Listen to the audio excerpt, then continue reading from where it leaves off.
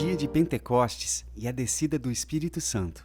O cumprimento de uma profecia antiga e muito aguardada. Derramamento de poder sobrenatural sobre os discípulos que deveriam dar continuidade na obra iniciada por Jesus. Consolo para aqueles que perderam seu mestre, com quem caminharam por cerca de 3 anos, e foram deixados com a promessa de que não ficariam sós. Um sinal para os perdidos e uma prova de que Jesus é fiel para cumprir o que promete. A descida do Espírito Santo representou todas essas coisas e muito mais. Este evento importantíssimo para os primeiros cristãos, e para nós também, é claro, aconteceu no dia de Pentecostes, uma das 3 principais festas anuais dos judeus, que pode também ser chamada de Festa das Primícias, e que celebrava a colheita de cereais. O que talvez você não saiba é que esta festa acontecia 50 dias depois da Páscoa. Sabemos que Jesus foi crucificado na época da Páscoa, e a Bíblia nos conta que, após a ressurreição, Jesus permaneceu com os discípulos por 40 dias, lhes ensinando muitas coisas. Sendo assim, a descida do Espírito Santo aconteceu cerca de 10 dias depois da ascensão de Jesus.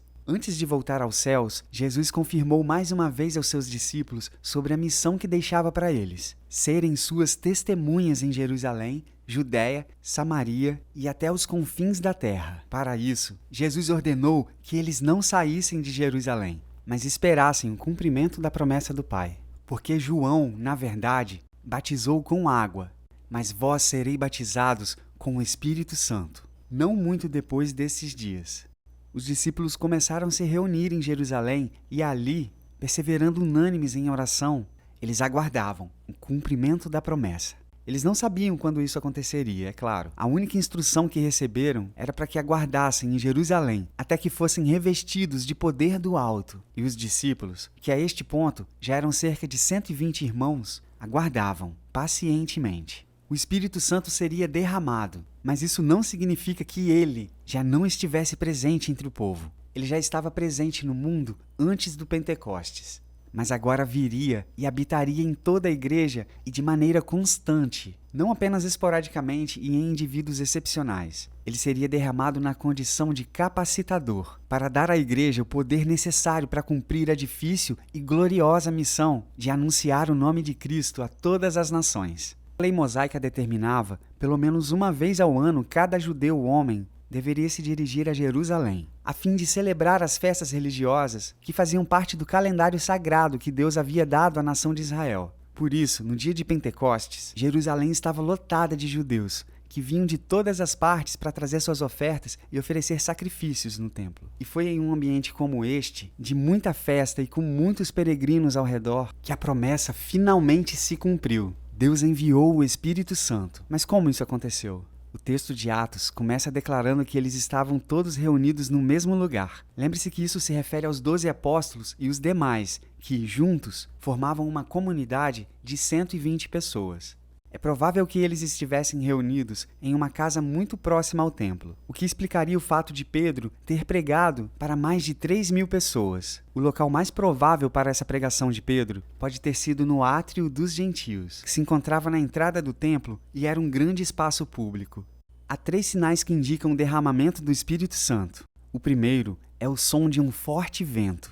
A Bíblia diz que o som encheu a casa de repente, o que nos faz entender que o Espírito Santo não veio produzido por uma demanda humana ou por qualquer outro motivo. Foi Deus quem o enviou em um momento que os discípulos não esperavam. Não foi um vento em si, mas um som tão audível que atraiu muitos àquele lugar. O segundo sinal foram as línguas de fogo. Essas línguas de fogo pousavam sobre as cabeças dos discípulos. Uma experiência realmente sobrenatural e milagrosa e que, por isso, pode ser difícil de ser explicada. Mas o que o fogo, representado pelas labaredas, poderia significar? Ele era uma representação do poder purificador do Espírito Santo que seria vivenciado depois, através da pregação da doutrina do perdão de pecados para todas as nações ali representadas. Isso aponta para a profecia de João Batista, que disse: Eu, na verdade, vos batizo com água, mas vem o que é mais poderoso do que eu, do qual não sou digno de desatar-lhe as correias das sandálias. Ele vos batizará com o Espírito Santo e com fogo. Por fim, o último sinal foi falar em outras línguas. Os discípulos começaram a falar em outras línguas, conforme o Espírito os capacitava. Mas há uma diferença desse momento para o dom de línguas que Paulo fala em sua primeira carta aos Coríntios. Isso porque o povo que estava presente podia entender o que os discípulos estavam dizendo em suas próprias línguas maternas, sem a necessidade de intérpretes. Há uma grande revelação por trás deste pequeno detalhe. Até aquele dia, a aliança de Deus era com o povo judeu, mas o reino dos céus não ficaria mais restrito apenas a Israel. O evangelho penetraria em toda tribo, nação, povo e língua. Depois de tudo isso, vendo as pessoas aterrorizadas ao redor deles, Pedro se levanta e prega dizendo que aquele momento era o cumprimento de uma promessa muito antiga, proferida pelo profeta Joel. E depois disso, derramarei do meu Espírito sobre todos os povos. De fato, no Pentecostes, o Espírito foi disponibilizado ao mundo todo, homens, mulheres, escravos, judeus e gentios. Esta era uma ideia revolucionária para os judeus do primeiro século, que se entendiam como os únicos alvos das promessas de Deus. O livro de Atos menciona inúmeras vezes sobre os discípulos estarem cheios do Espírito Santo. Em cada uma dessas menções, os sinais que acompanham são diferentes, mas uma coisa é constante: a ousadia para pregar. Naquele dia, o sermão de Pedro foi proferido a um público internacional de judeus e gentios, resultando em uma colheita global de novos crentes.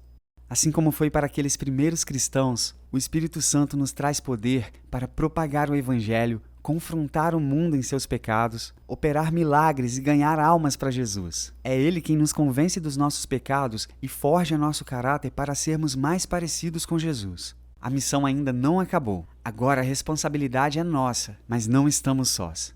Também podemos contar com o fortalecimento e a capacitação que recebemos do Espírito de Deus. Abram os olhos e vejam os campos. Eles estão maduros para a colheita. Se você gostou do vídeo, não deixe de curtir, se inscrever no canal e ativar as notificações. Nos siga em nossas redes sociais e baixe o aplicativo da Bíblia em seu tablet ou smartphone. Até a próxima!